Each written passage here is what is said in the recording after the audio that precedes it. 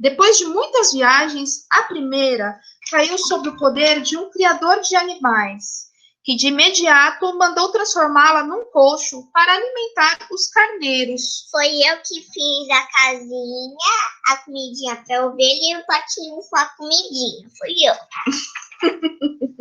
É a casinha dela. A segunda foi adquirida por um velho praiano que construía barcos por encomenda. Né? E aqui nós temos o praiano e árvores.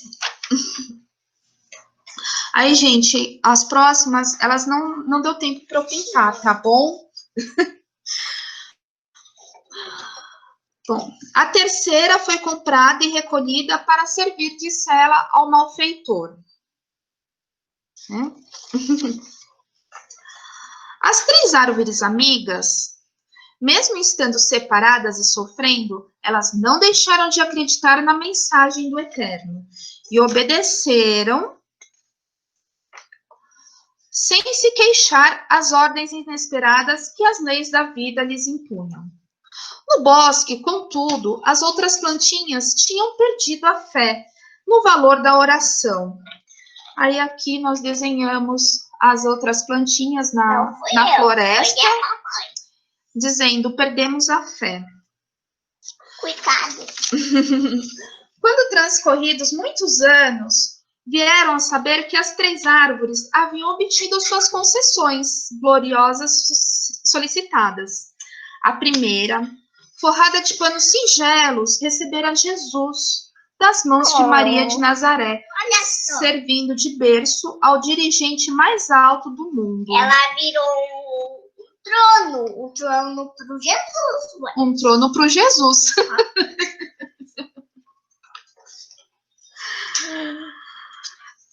Vamos lá. A segunda, trabalhando com os pescadores na forma de uma barca, valente e pobre, foi veículo de que Jesus se utilizou para transmitir sobre as águas muitos dos seus mais belos ensinamentos. Estava segurando um giz azul para pintar aqui.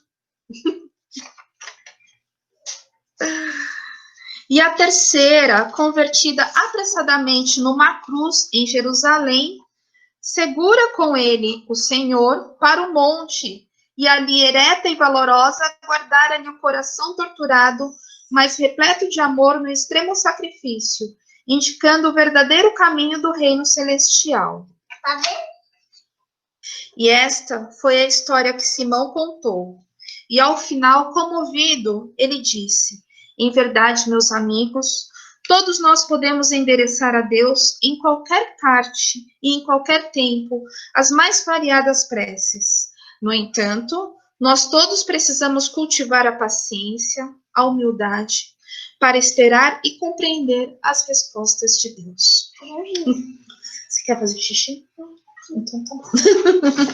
Gente, assim, eu fiz uma coisa muito simples, porque eu não tive tempo hábil para fazer alguma coisa mais elaborada, eu peço desculpas, nem deu tempo para pintar tudo, né? Fazer exatamente do jeito que eu gostaria de ter feito, mas foi feito com muito carinho e muita dedicação. E a Alice, eu envolvi a Alice desde o começo, né, no projeto. Assim que a Mônica me passou, na mesma noite eu contei a história para ela e ela conseguiu compreender, né, do que se tratava. E a partir daí ela me ajudou, começou a me ajudar tanto com o primeiro desenho, quem fez foi ela, das 3 arvorezinhas, ela desenhou. E aí eu tentei envolver ela pintando, ajudando a pintar e explicando, né, direitinho a historinha para ela. E ela entendeu direitinho. Eu vou pintar um aqui. Tá bom. E é isso, gente. Obrigada. Ah, sim, sobre o anjo, né, Mônica? A gente, em relação ao mensageiro, né? A gente ficou em dúvida, mas é uma coisa que a gente pode depois, acho que ser discutida quando for apresentar para as crianças, se apresentar o mensageiro com o formato de anjo ou simplesmente como sem asa, né, nenhuma. Por isso eu fiz os os dois modelos, assim, ó, das duas formas. Né? E anjo tem asa. A forma como elas compreendem, né? Que anjo, como mensageiro de Deus, tem asa. Por isso que eu fiz das duas formas. Mas aí fica a critério dos evangelizadores decidirem a forma como vão, né, ilustrar, né, em forma de desenho. E é isso, gente. Boa noite. Obrigada. Obrigada, Ana Lúcia. Nossa, foi muito bacana a sua história, né? Com relação a essa questão do anjo de asa, né?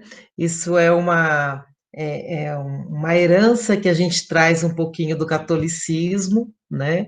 E assim, aos poucos a gente tem que ir conversando com as crianças, né? E mostrando para ela que esses anjos são espíritos superiores, né? E eles um dia foram como nós, né? Nós temos asas? Não, né? Então, nosso espírito não tem asa. E quando a gente for um espírito puro, a gente também não vai ter asa, né? Mas a gente vai ter o poder do pensamento que vai levar a gente em qualquer lugar onde a gente queira e onde precisem da gente, né? Então, é isso, mas é aos pouquinhos que a gente vai trabalhando com as crianças esse conceito. Que eu achei que o questionamento da Ana Lúcia, né? Põe asa, não põe, é muito interessante, porque essas histórias do Chico, vira e mexe, a gente vai encontrar com conceitos umas ideias assim, de céu, de paraíso, de anjo, porque a linguagem também era para comunicar ao povo, né? Que já está acostumado com isso, mas o espírita, né? Ele sabe que não é assim, né? E aí, e a ideia. Aí que é difícil, né? Como que eu vou representar para as crianças? Às vezes a gente coloca de uma forma mais plástica o espírito, né? Aí tem umas dicas que a gente vai aprimorando, mas em que momento poderia então caber um anjo com asa? Né? Na doutrina espírita a gente faz uma simbologia de que existe a asa da evolução moral e a asa do intelecto, né? Se a gente quisesse falar disso, que o espírito evoluído desenvolve essas duas asas, daria mais com crianças mais velhas, né? Olha, desenvolve essas duas asas, é um espírito superior, mas não são asas de verdade, porque ele voa com o pensamento, né? Mas eu acho que fica um cuidado que a gente vai ter que ter com essas histórias que tem esse teor mais desse jeito. Para que faixa etária você pensou essa história? Para a faixa etária da Alice mesmo. Ela tem 6. Tanto é que assim, eu contei de uma forma que ela pudesse entender. O texto que eu fiz, na verdade, eu li, eu falei assim, bom, como que eu conto? Porque eu conto história para ela toda noite, né? Dos livrinhos que eu tenho aqui de história infantil, da Disney. Então, eu falei assim, uma forma que eles possam entender, né? Como se eu estivesse contando para ela. Tanto é que, na verdade, eu contei a história. Essa daqui que eu escrevi, eu contei para ela à noite, antes de dormir. Né? Então, seria para a faixa etária dela mesmo. É bem interessante, né? E se a gente tirar tirar a ilustração, né? E ler o texto, ele vai ficar mais voltado para quem? Então, quando eu fiz o texto, primeiro eu fiz o texto, antes de fazer as ilustrações, entendeu? Então, eu contei, primeiro eu escrevi, né, e contei para ela. E aí, no dia seguinte que eu comecei a fazer as ilustrações, entendeu? Então, não, eu entendi. Primeiro foi o texto, e o texto seria para a faixa etária dela mesma. Tá. Mas vamos supor que se a gente pega o texto lá do Chico, né? Sem a ilustração, né? Sem essa adaptação para a criança, né? Esse texto serviria para quem? Eu acho que os textos servem para todo mundo, né? Ele é. Isso. Não, é para ter como. É uma história bem legal, né? Mas talvez se a gente não investir no recurso, né? A criança não consiga alcançar, né? O entendimento da história como nós gostaríamos, né? Por isso que é tão importante a gente pensar na faixa etária, pensar, né, na sua turminha para trazer um recurso para que eles consigam realmente, né, abstrair o melhor da história. tá? É que assim, Nós estamos com o tempo bem corrido, aí eu vou passar para o... Você quer falar alguma coisa, Ana Lúcia? eu ia falar que, na verdade, eu não sou evangelizadora, eu sou só a mãe. Tudo bem, mas já é o começo. Já é o começo. Passar batata quente para a Thaís aí, ó. Cris, Oi. posso só fazer um comentário da questão dos anjos? Daí, se quiser, não sei se alguém quer comentar alguma coisa sobre essa história, temos mais uma que o Humberto preparou para a gente. Acho que o Renan que vai colocar o vídeo, né? Uhum. A gente vai apresentar, então, esse recurso e depois a gente pode discutir um pouco sobre ele. Só uma explicação, a história que a gente vai trazer em slides, né, que foram preparados. E tem uma questão dos slides, só para vocês entenderem, que tem alguns personagens que eles aparecem como se fossem como sacolas, né, que a gente colocou no slide. É que, na verdade, a ideia é que a gente transmita um pouco de como seria se a gente fizesse essa história numa evangelização lá na hora ali com as crianças, que vocês vão ver que tem um recurso ali onde alguns personagens são como sacolas que você tira ou coloca coisas de dentro dele. Mas aí na história tá como uma sacola. Só explicando por que tá desse jeito, né? A gente vai ver a história e depois vai ver melhor. Humberto quer falar alguma coisa sobre a história? Não, boa noite, pessoal. Eu acho que você pode botar para rodar e depois a gente faz alguns comentários, por favor. Perfeito, vou colocar aqui.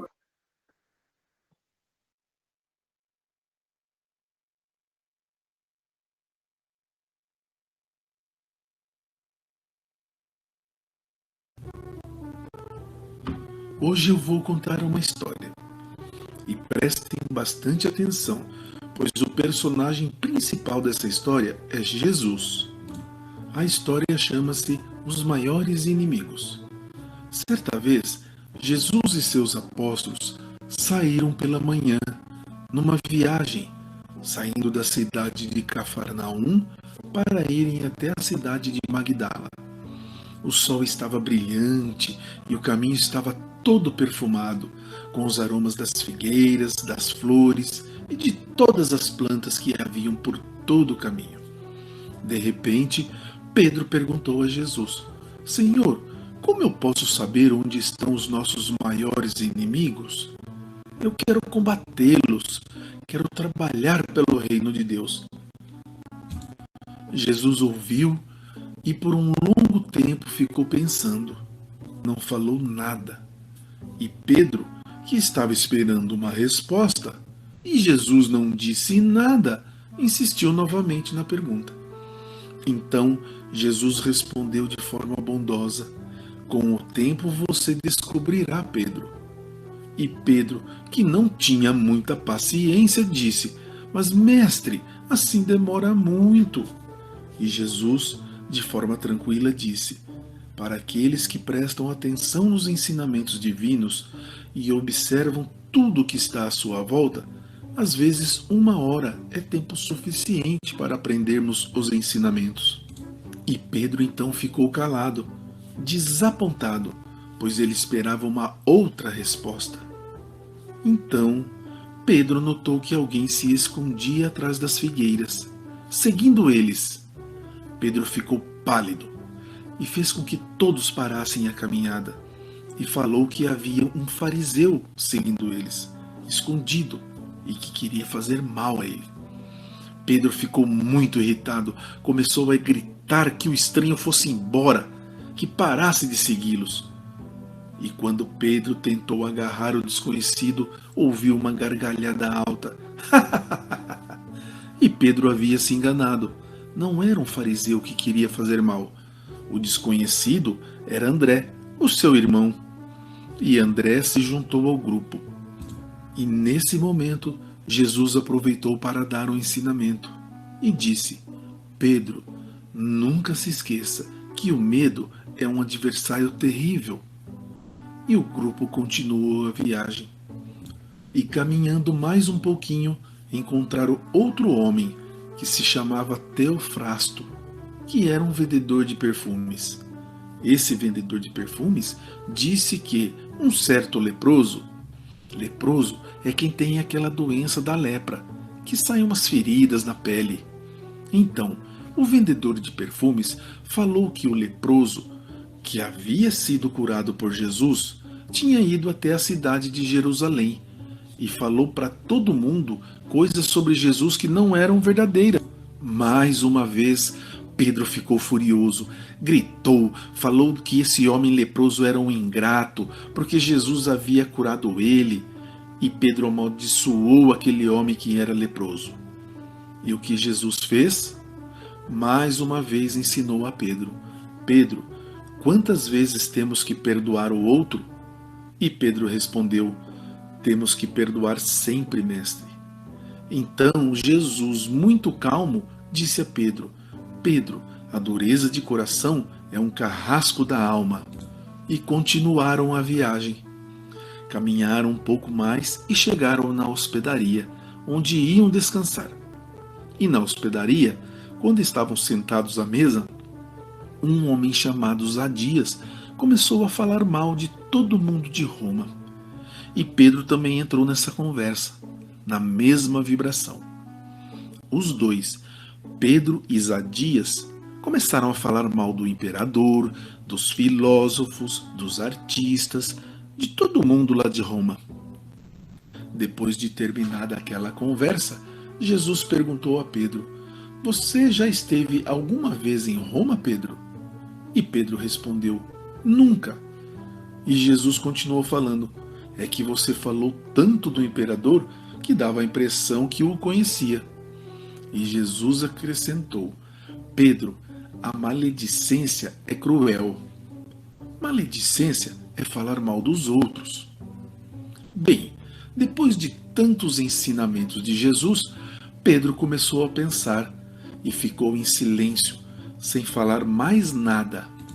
E Jesus, sempre bondoso, disse: Pedro, há mais ou menos 1 hora, você estava querendo saber onde estavam os nossos maiores inimigos.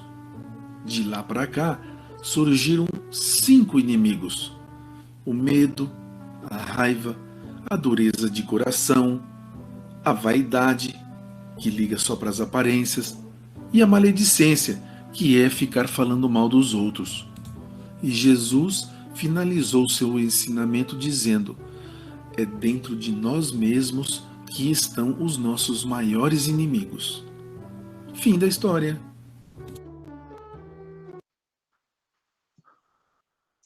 Então, boa noite, pessoal.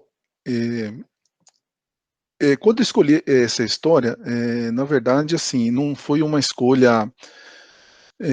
Foi mais uma intuição, né, do que eu utilizar da razão para escolher a história. E a grande preocupação minha era realmente fazer uma, uma adaptação, né, com relação à linguagem da história, né. Então eu reescrevi a história, né, com outras palavras e procurando não alterar a essência da história.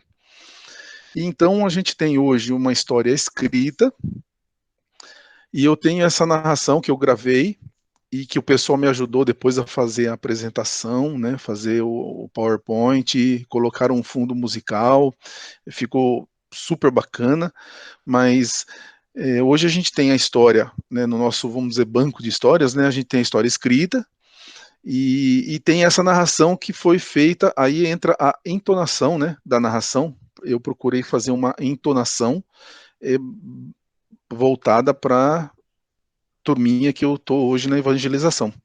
Mas, já aproveitando a pergunta, né, da Cris, né, ela pode ser utilizada para outras faixas etárias também. Aí é só, obviamente, mudar o jeito de contar, com o mesmo conteúdo. E basicamente foi isso. Então, essa entonação é uma entonação bem para a criançada mesmo, para os menorzinhos, né, para a faixa etária. A minha turma hoje é de 6 a 7 também, né, que nem a turma da Ana. E então foi isso. E é claro, essa questão da apresentação, ela pode ser adaptada também, porque lá atrás, inicialmente, eu estava pensando em fazer um teatrinho de fantoche. Só que, em função do tempo, aí eu falei, poxa, não vai dar tempo de fazer o teatrinho de fantoche. Eu estou fazendo um projetinho de um teatrinho de fantoche portátil, para poder se levar para lá e para cá, né? E aí, na sexta passada, teve aquelas figuras, né, sobre Kardec, que iam sendo colocadas sobre o papel cartão. Então eu falei, poxa, posso usar isso. Mas aí também o tempo ia ficar meio comprometido para hoje, né? Para a gente mostrar alguma coisa hoje. Então aí o pessoal me ajudou a fazer o PowerPoint, né? Fazer todo esse trabalho maravilhoso, mas pode ser adaptado com outros recursos também, né? Eu acho que o teatrinho de fantoche ia ser legal, né? Aquela parte de usar também aquele recurso do papel cartão com as figuras e vai trocando as figuras, e mesmo a sacola, né, que nem o René falou, a sacola também pode ser usada, né, por exemplo, numa aula presencial, né, mesmo junto com as crianças, é uma boa também, né, eu acho que dá para expandir bastante, né, isso aí, e aí com todas as outras histórias também, eu acho, né, dá para a gente utilizar diversas coisas. Muito legal. É uma história assim que sensibiliza, né? Que eu fiquei pensando do recurso, que a gente podia até colocar na pasta do Drive a imagem, essas imagens de Jesus, não sei o que, do Pedro, podia pôr para o evangelizador se quiser. Porque a ideia é a gente poder aplicar isso nas nossas turminhas, né? Ah, eu gostei dessa história, eu vou levar. E aí dá para imprimir a imagem de Jesus ou copiar na tela do computador, aí fazer ao vivo, colar na sacola e tudo mais, né? E aqui em casa, vou te contar que a gente até contou essa história para as crianças. Só que aí tem uma observação que eu gostaria de fazer, que é até interessante para a gente que está pensando no modo de contar a história.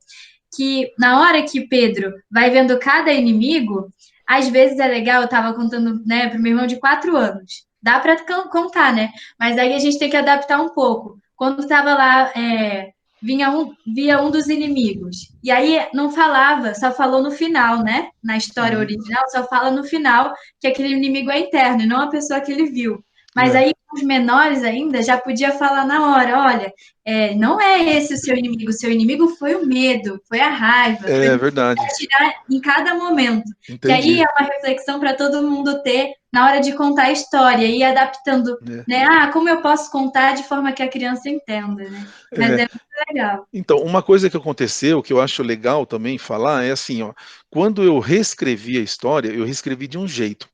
E quando eu comecei a gravar, eu fui rabiscando tudo, porque eu imprimi e fui rabiscando, porque na hora de narrar, aquele jeito que eu havia escrito não estava legal. Então eu fui fazendo mais adaptações e mais e mais e mais. Risca aqui, eu tô com as folhas aqui todas riscadas, eu preciso passar tudo isso a limpo ainda, que eu não consegui, mas por que eu estou falando isso? Porque no fundo, cada um tem o seu jeito de contar, né? Eu acho que isso, cada pessoa tem tem a sua assinatura, né?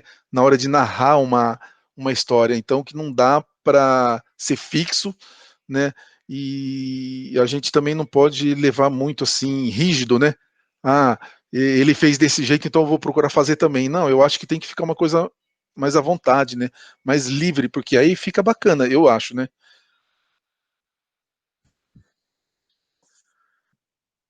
É isso. Legal, muito bom. Não sei se alguém quer comentar alguma coisa, senão a gente retorna. Esses recursos todos vão estar na pasta do Drive, a gente também vai mandar no grupo, né? E aí fica aberto ainda para a gente produzir ainda mais. A gente não viu o da outra sala, mas a gente vai disponibilizar também, todo mundo vai poder ver. Legal. E quando eu terminar de passar limpo, eu mando, né? Eu mando a história, eu mando aquela ficha, né? Que tem também, onde a gente descreve outras questões, né? Como, por exemplo,